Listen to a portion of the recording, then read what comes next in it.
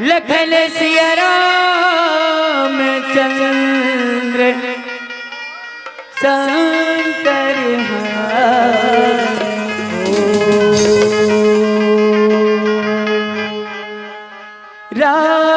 राम रमैया के मंदिर में भीड़ लगे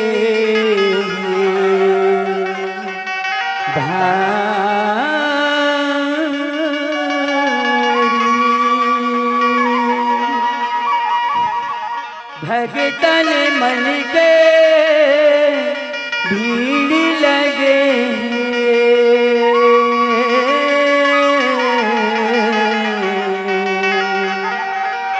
गूंजती है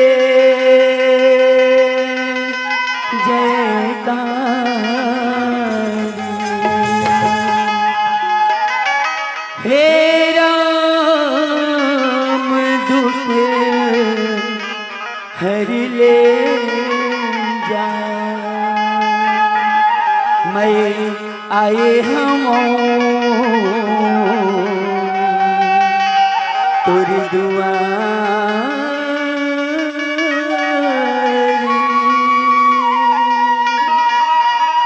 हे राम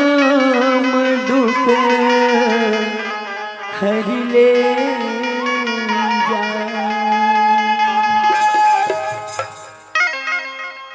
मोरे चोला झटपटाते ले जानो का हो जाते मोरे चोला झटपटाते ले जानो का हो जाते मोरे राम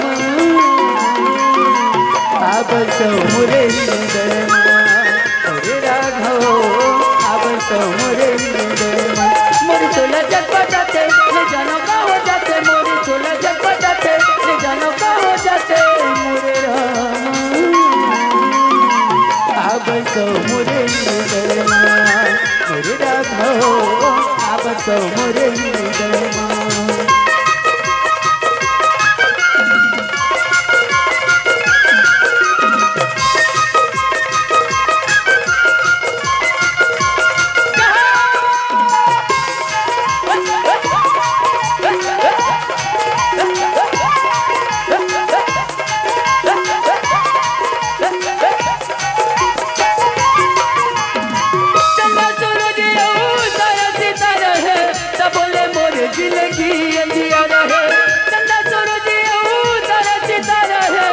बोले मोरे जिंदगी अंधिया रहे तब बोले मोरे जिंदगी अंधिया रहे तब बोले मोरे जिंदगी अंधिया रहे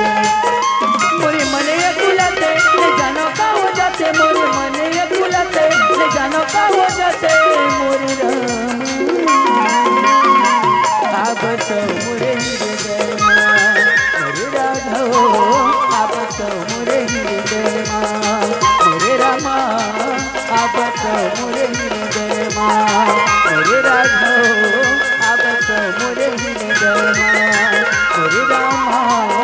अब तो मोरे बोलिए शंकर भगवान की जय। हाथ तो संगवारी हो बढ़िया शांत लगा के बैठे रहो अपन के सामने हरमन के जो करावत हवा आज की रात अपन ग्राम करमतला में हंसी मजाक से भरपूर कार्यक्रम दिखलाया हम सुनाए है हमारी धरती में जाके फूल परिवार हमार ये धरती में जाके फूल परिवार के जम्मो कलाकार जतका जन कलाकार है तिकर नाम और कला से 2 मिनट में आप मतलब परिचित करा था उत्कल हमर मन के जो करमन तैयार हो गई तो सबल मिली खाए पर झन छोड़िया भरोसा सबल मिली खाए पर झन छोड़िया भरोसा नारायण और दिनेश धर के आवत हवे तिल को नहा समोसा ऊपर हवा डीलवा नीचे हवा सुल्फी ऊपर हवा डीलवा नीचे हवा सुल्फी हमार खिलावन पर इधर के ही एक डब्बा गुल्फी सबको झलक हवाही 10-10 रुपए लाही जयराम राम कुमार खेलू गोलू राजा हमार सुर मसूर मिला थे भाई कांसी पटेल और राधे की बाजा सरोज के हारमोनियम चुन्नी के बेंजो सरोज के हारमोनियम चुन्नी के बेंजो और ऐसा ऐसा गुरु जी है तो हमला का के संसो काशी के ढोलक के ताल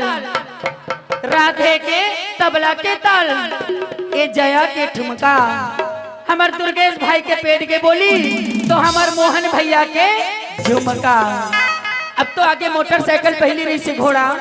अब तो आगे मोटरसाइकिल पहली रही से घोड़ा, अति सुखल लागती मोला भाई नारायण और दिनेश की जोड़ा। तो सलवारी हो